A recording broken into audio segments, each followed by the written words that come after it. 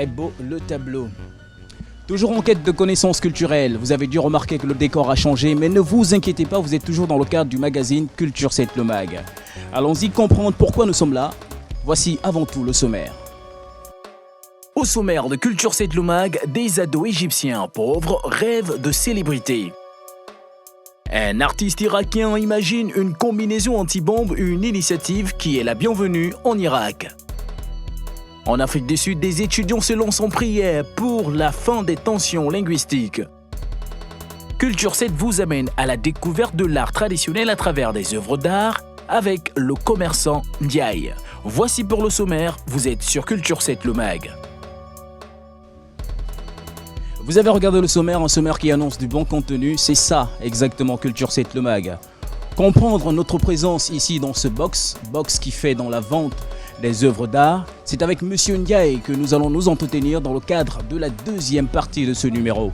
Mais avant tout, voici en long et en large les détails du sommaire précédent. A tout de suite.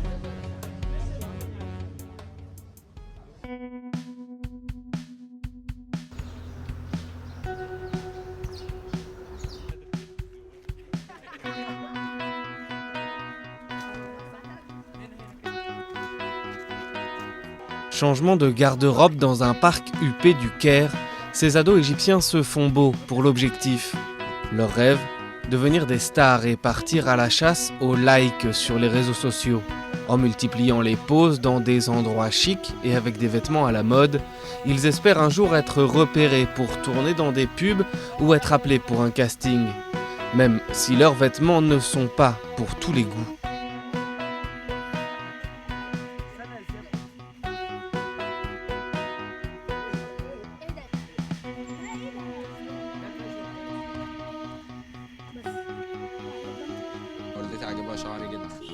Ma mère aime beaucoup ma coupe de cheveux, mais ça ne plaît pas trop à mon père, je le sais. Et il n'aime pas ce pantalon parce qu'il trouve qu'il est trop serré. Il pense que ce style est pour les filles. Ces jeunes venus de quartiers défavorisés du Caire rêvent tous de marcher dans les pas de Sonek Diab. Ce mannequin égyptien de 21 ans a commencé comme eux, en se faisant photographier au lycée, et il a déjà tourné dans 2 publicités.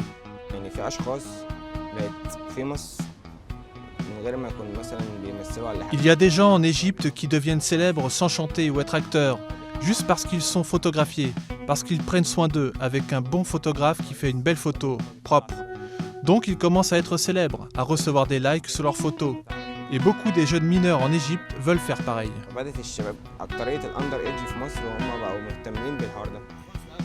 Alors que l'économie égyptienne est en berne, les ados des quartiers pauvres rêvent de succès grâce à Internet.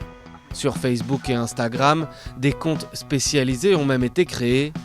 Mais avec leur style parfois provoquant, ils brisent des tabous dans cette société conservatrice. Pour ce sociologue, le pays n'est pas prêt à les accepter. La société égyptienne n'accepte pas le changement, elle n'accepte pas la diversité.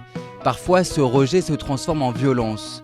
Parfois, il se transforme en punition de l'État. Ce n'est pas le premier phénomène du genre.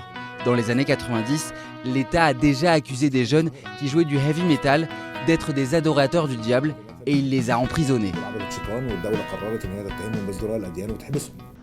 Ils sont des centaines chaque jour à arpenter les beaux quartiers du Caire pour se prendre en photo devant des voitures de sport ou des villas.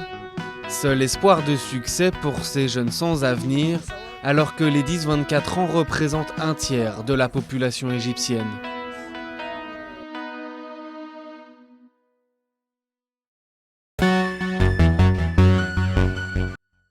Mettons nos caps sur Bagdad en Irak à la rencontre d'un artiste qui a choisi, lui, d'essayer de sauver des vies à travers l'invention d'une combinaison anti-bombe, une invention dont le pays a le plus besoin. Une idée qui lui est venue l'an dernier lorsqu'un attentat à la voiture PJ a tué son proche ami Ammar al-Shabander, journaliste réputé et apprécié. Comme de plus en plus d'artistes, Hussein Adil, 20 ans, entend dénoncer à travers l'art la violence dans laquelle il a grandi. La combinaison anti-bombe est une œuvre performative. Elle consiste à marcher dans Bagdad et faire les choses de la vie de tous les jours en portant cette combinaison. Ce projet est le résultat des explosions et du conflit en Irak et de la peur que je ressens depuis que de nombreuses explosions ont eu lieu autour de moi. Si Bagdad a été la cible de centaines d'attentats à la voiture piégée ces dernières années, de nombreux habitants vivent avec un profond traumatisme dû à la violence qui ressurgit à chaque fois. La performance imaginée par Hussein pourra donc donner à la population le sentiment d'être protégée. Nous devrions tous avoir ce genre de combinaison et quelque chose pour nous protéger. Dans la plupart des cas, c'est nous qui sommes en péril. J'ai commencé à penser à des solutions individuelles et des façons de me protéger. Et c'est comme ça que l'idée de cette œuvre m'est venue à l'esprit.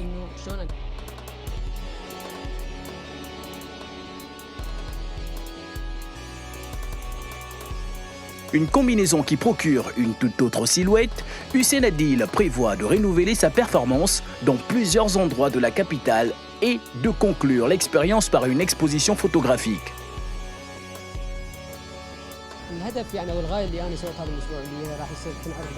Le but et l'intérêt de ce projet dont les photos seront bientôt présentées lors d'une exposition, c'est de montrer aux gens la situation critique dans laquelle nous nous trouvons.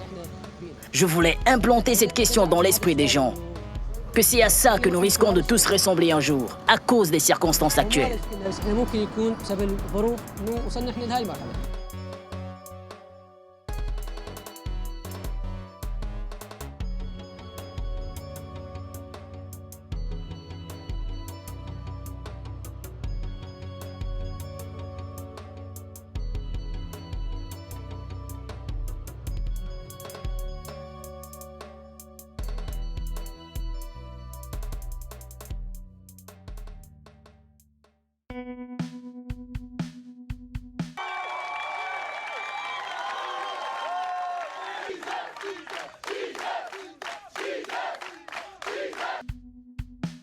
En Afrique du Sud, les étudiants de l'université de Pretoria se battent pour que l'Afrikaans soit préservé. Pour cela, ils se sont réunis en prière mardi dernier pour la fin des tensions linguistiques qui déchirent les campus sud-africains depuis une semaine sur le projet de ne plus enseigner en afrikaans.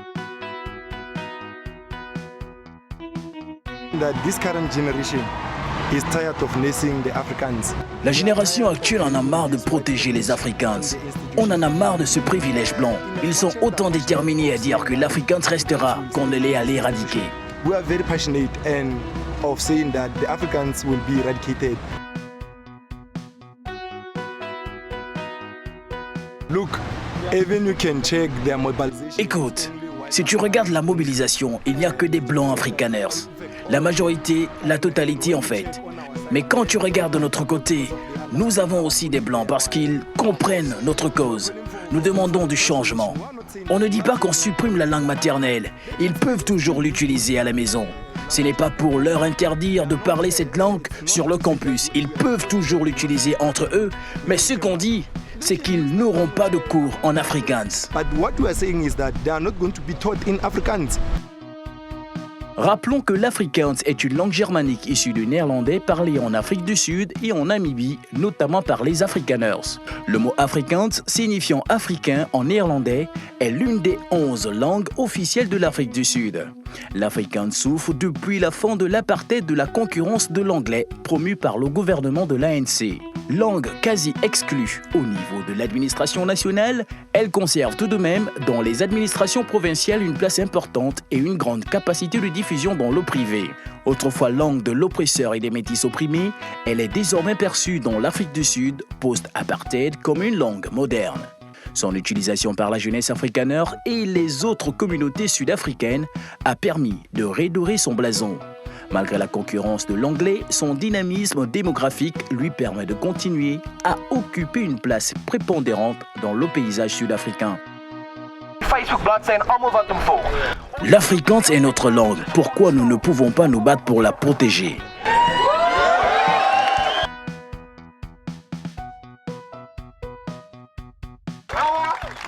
Ceci est notre nation. On devrait inclure les Blancs. Les Blancs devraient inclure les Noirs. On est tous ensemble au nom de Dieu.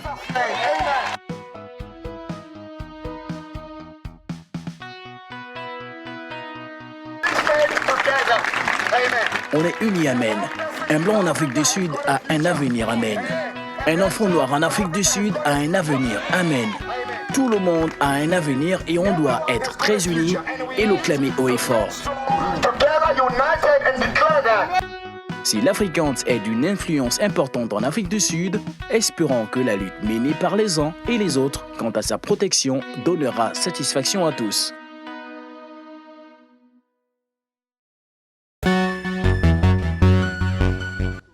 Si vous nous prenez à l'instant, vous êtes sur les antennes de Canal 7 et bien sûr Culture 7 le Mag a décidé pour ce numéro de se déplacer et de se rendre au box de Monsieur Ndiaye. Ndiaye qui est un commerçant tout aussi particulier parce que lui il fait dans la vente des œuvres d'art qui constituent quelque peu le reflet de la culture africaine ou sinon de la culture bantou. Bonsoir Monsieur Ndiaye. Oui, bonjour. Ça va très bien.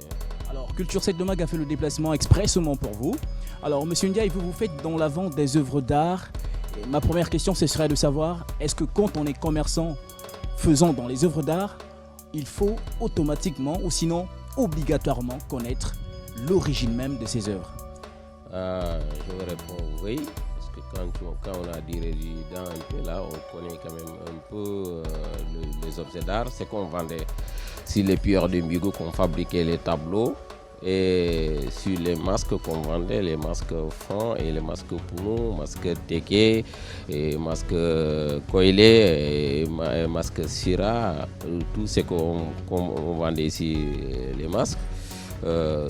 Vraiment, nous, on connaît bien les noms. On connaît les masques, on connaît les noms. Chaque masque aussi, sa signification de les masques aussi, on connaît quand même un peu dedans. Peut-être au profond, on ne connaît pas bien, au profond, mais c'est que quand même l'essentiel, on connaît quand même les masques. Et Pounou, et Ndjebi, et Teke, tous les masques qu'on vendait ici, là, on connaît quand même les masques avec les pierres de Migo. Voilà, il faut retenir simplement que quand on est commerçant, il faut connaître sa marchandise. Alors, Monsieur Ndiaye, par exemple, derrière nous avons une statue. Je vais la prendre. Cette statue, elle provient d'où? Les statues, ça va quand même sur les 7 Oui. Oui, sur les 7 provinces du Gabon. Tu vas trouver quand même les ethnies de les statues là. Ça, c'est les statues Pounou. Ouais, c'est une femme Pounou. Si tu vois ça bien, les points que tu vois ici, ça signifie quand même les 9 provinces du Gabon. Ça signifie les 9 provinces du Gabon. Donc, quand on fait quand même un peu les recherches, je veux dire que les ethnies de Pounou là, c'est les ethnies qui aiment bien cohabiter avec tout le monde quand même. Parce qu'ils marient avec toutes les familles, ils milacent avec toutes les familles. Donc, alors, pour cette statue, on retiendra que c'est une représentation de cette province du Gabon à travers la femme gabonaise, mais Pounou. oui, oui. Alors, Monsieur Ndiaye, quel type de clients se procure des œuvres d'art ici dans votre box? Quelle classe, quelle catégorie de clients? En tout cas, tous les clients. Nous, on est là, on est ouvert pour tous les clients. Aussi, on accueille tous les clients en fait. Tous les clients. Mais chaque client avec leurs marchandises en fait. Parce que comme un blanc, il peut venir voir, il demande les masques. Tout le monde les masques pour nous, tout le monde les masques Teke. Moi, je voulais les masques fond. Donc, un Africain aussi peut venir demander les masques. Si vous voulez les masques enfants du Gabon, je voulais le pour nous, pour amener ça au mon pays. Vous rencontrez des touristes quand même ici? Avant quand même il y en a un peu, mais là c'est un peu dur. Là vraiment on voit plus les touristes comme avant. Là c'est nous-mêmes. En fait, à cause de ça que les marchés vraiment c'est dur avec nous. Comme nous on a dit ça, prend les options de vendre l'objet d'art, les produits gabonais présentent quand même la culture gabonaise. On est là, on maintient, mais je veux dire avec nous, parce qu'il n'y a plus le touriste vraiment qui vient vers nous. Alors la culture africaine, la culture bantou intéresse autant de monde. Monsieur Ndiaye, pour ces œuvres d'art que vous vendez dans votre box, quand un client arrive, est-ce qu'il achète une œuvre d'art parce que l'œuvre d'art, ou est-ce qu'il achète parce qu'il se retrouve, il a une certaine connexion entre l'œuvre d'art et lui? Il y avait des clients qui viennent, quand ils viennent, Il voulait acheter quand même ses potions, les animaux. Il dit que j'ai fait les collections de lions, donc je peux acheter les lions. Tu vas voir quelqu'un qui dit que j'ai collection des panthères, j'ai collection des gorilles, j'ai collection des rhinocéros, hippopotames, sur les bêtes, j'ai quelques collections de ça.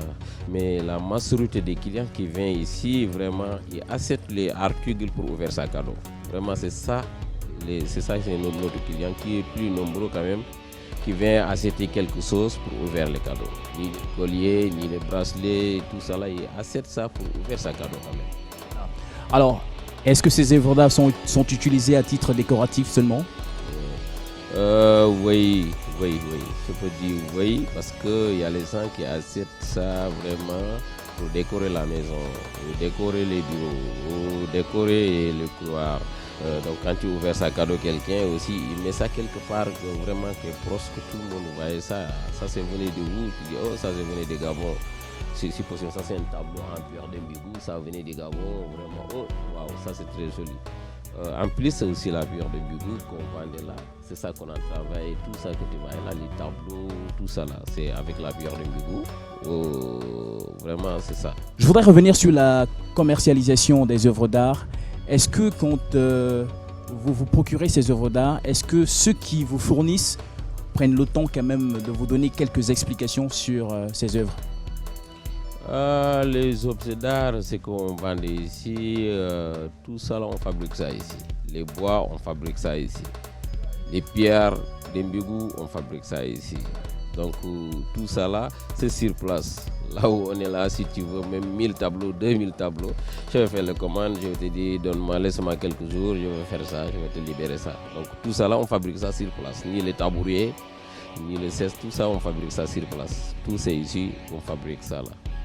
En tant que commerçant d'œuvres d'art, quelles sont les œuvres qui sont le plus vendues? Est-ce les masques, les statues ou bien? En tout cas, non, parce que les clients, c'est ça le problème, c'est les clients. C'est les clients qui viennent, chaque client. Supposons comme ce que je viens de te dire là, un musulman, quand il vient ici, il veut ouvrir les cadeaux à un musulman, ou bien un musulman, il ne peut pas prendre les statuettes. Il va prendre un tableau avec l'éléphant. Ou bien un tableau avec les cartes du Gabon, ou bien un tableau avec les cartes d'Afrique. Là, il va ouvrir ça. Donc, tu as un client musulman, tu ne peux pas lui montrer les masques, parce qu'il n'achète même pas les masques, il n'achète pas les statuettes. C'est ça. Si tu as encore un autre client qui venait voulait les masques, tu ne montres pas les tableaux, parce que lui, il n'intéresse pas les tableaux. Donc, on est là pour tous les clients. Mais vraiment, on ne peut pas dire que c'est un client tel qui est plus fort et tel qui achète plus que les autres. Vraiment, là, on ne connaît même pas. Voilà. Alors, par exemple, avec ces statues que vous tenez entre vos mains, c'est quelle matière? C'est du bois? Quel bois? C'est le bois. Hein. On fabrique ça avec les bois de cola. Les cola qu'on masse là, c'est comme ça qu'on fabriquait les statuettes là. À cause de ça, comme tu le vois là, c'est pas lourd comme ça là. Parce qu'on voulait les bois qui est quand même un peu laissé, mais sec. Parce que ça ne peut pas fendre, rien. Tu peux garder ça plus de 100 ans, plus de même 150 ans, il vit encore. À cause de ça, on préfère les bois là. Je vais prendre aussi, par exemple, ces tableaux qui sont fixés au mur. Là, c'est quelle matière là? Qu'est-ce qu'on peut retrouver? Quels sont les différents matériaux que l'on retrouve dans la fabrication de ces tableaux? Les tableaux là, ça c'est la pierre de Mbigou, plus les deux bois différents. Il y a un bois d'ébène, c'est possible les becs des perroquets là, c'est le bois d'ébène et les jeux. Les queues, c'est le bois de padouk. Le reste, c'est la pierre de Mbigou. Le fond du tableau là, c'est le raffia. C'est le raffia qu'on a mis. Il y avait quatre matières qui est là à l'intérieur. Je suppose que vous n'êtes que commerçant ou vous-même aussi vous exercez dans la pratique même de ces œuvres? Oui. Dans la fabrication, je veux dire, de ces œuvres? Oui, c'est fabrique quand même. Parce que là où tu me trouves, même, c'est en train de faire les tableaux. Les tableaux avec les cartes de Gabon, c'est ça que j'ai en train de coller là où tu me trouves. Ah d'accord, c'est vous ça? C'est moi qui est en train de coller ça. La pierre de Mbigou là? Les Mbigou, on a décoré, tu as vu, les cartes du Gabon avec tous les 9 promesses du Gabon. Tu as vu. Exactement, et c'est merveilleux et c'est beau. Voilà. Alors où peut-on se procurer la pierre de Mbigou? La pierre de Mbigou, normalement, on dit à Mbigou, mais il y a les parties qui viennent de Lambaréné. Oui, Lambaréné. Il y a les parties qui viennent de la Marnée, les gens là amènent les blocs. Voilà. C'est eux-mêmes qui amènent ça, qui fabriquent ça. Nous, on fait les commandes. On fabrique, maintenant, c'est nous qui faisons les finitions. Maintenant, quand ils amènent ça brut. C'est moi qui mets les couleurs que tu vois là, c'est moi qui mets tout. C'est tout, c'est moi qui fais ça.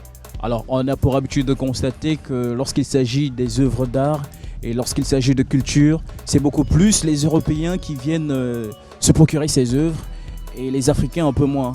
Comment on peut expliquer ça? Non, en tout cas, peut-être d'autres pays, mais ici au Gabon, quand même, c'est les Africains même qui achètent plus que les Européens.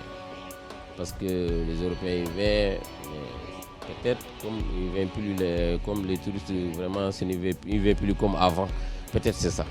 Parce que tu vas voir quelqu'un, suppose tu es un Français, tu résides ici au Gabon, qui travaille. Quand il voulait partir en vacances, il part en France, il va acheter une seule article, il va amener. C'est ça. Les Européens, c'est comme ça. Mais un Africain, il peut venir acheter quand même 5 tableaux, 6 tableaux. Un Africain, tous les Africains confondus, les Gabonais, Congolais, Béninois, Maliens, Sud-Africains, tout confondu vraiment. Eux, ils achètent les matières vraiment bien.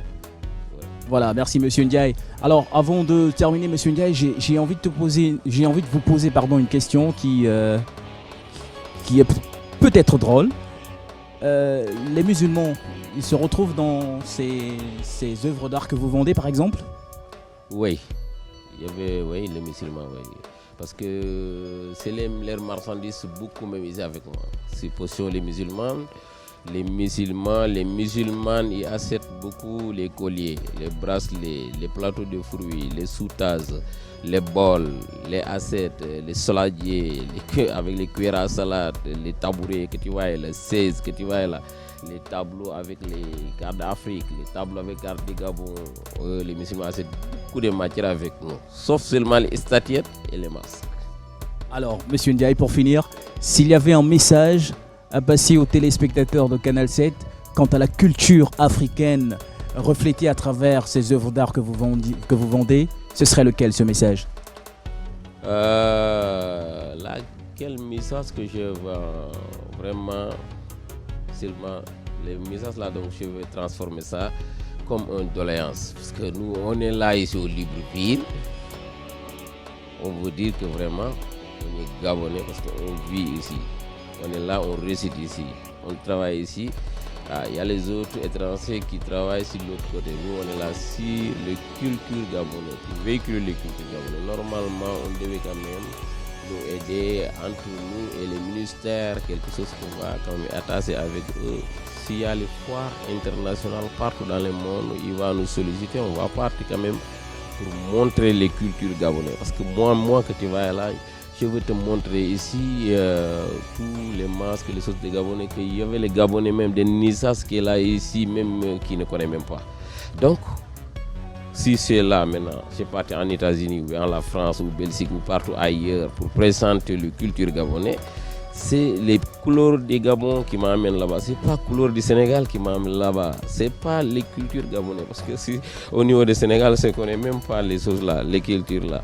Vraiment. Mais ça, je connais bien les cultures gabonaises plus que même les cultures sénégalaises. Vraiment. Donc, c'est ça quand même, c'est là les messages qu'on va nous aider sur ça. Nous, on est là, on vend l'objet d'art. Vraiment, un être humain ne peut pas marcher sans la culture. Donc on devait nous aider tous les côtés que va nous aider. Et vraiment c'est ça que se lance les messages. Vraiment, c'est aussi au niveau des touristes, je ne sais pas. Comme je ne connais pas bien dedans, je ne sais pas. Qu'est-ce qu'il y a pour que les touristes ne viennent plus comme avant? Parce que vers 98, 99 jusqu'à l'an 2000, il y avait quand même beaucoup de touristes qui viennent nous visiter, les Américains, les Espagnols, les Italiens, tout ce qui vient uniquement pour les touristes pour venir visiter. Mais là, seulement les gens qui réussissent ici, les pays, c'est eux qui convainquent. On ne voit plus les touristes vraiment. Je ne sais pas quoi quand même, qu'est-ce qu'il y a. Voilà, merci Monsieur Ndiaye. Je retiens, comme l'a dit Monsieur Ndiaye, aucun être humain ne peut marcher sans la culture. Alors, à travers le box de Monsieur Ndiaye, il y a des œuvres d'art qui reflètent un tout petit peu la culture bantoue. Venez donc chers amis, vous procurez une œuvre d'art pour vous faire plaisir ou sinon pour préserver quelque peu votre culture.